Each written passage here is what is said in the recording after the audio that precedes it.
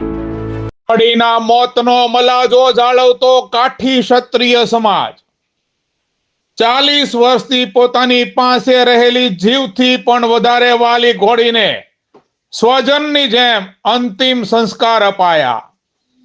ખેરડી ગામના ગિરાજદાર મંગળુભાઈ ખાચરની 40 વર્ષથી પાળેલી ઘોડીના અવસાનથી પરિવાર થયો શોકમગ્ન.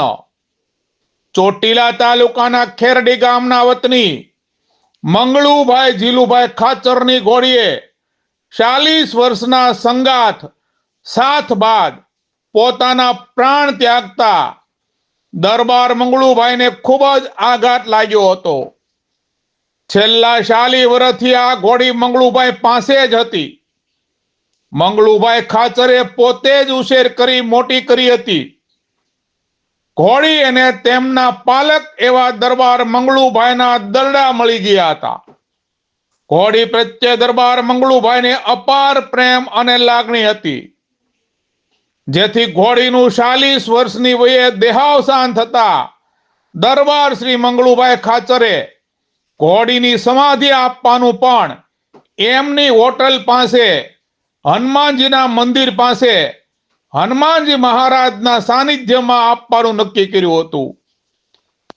જેમ પોતિકા વહાલા સ્વજનને દેન ક્રિયા કરવામાં આવે અને મોતનો મલાજો જાળવવામાં આવે, તેમ એક પોતિકા પરિવારજનની જેમ વાજતે ગાજતે બ્રાહ્મણો દ્વારા મંત્રોચ્ચાર કરીને વિધિવત પોતાના જીવથી પણ પ્રાણથી પણ વહાલી ઘોડીની દફન વિધિ કરવામાં આવી હતી.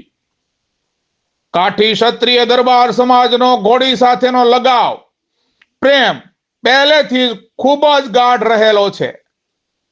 આ રોજી ઘોડીએ પ્રાણ ત્યાગતા સમયે સંત શિરોમણી રામ રતનગીરી બાપુએ શિવલેરી હોટલ પર હનુમાનજી મહારાજની સ્થાપના કરી હતી.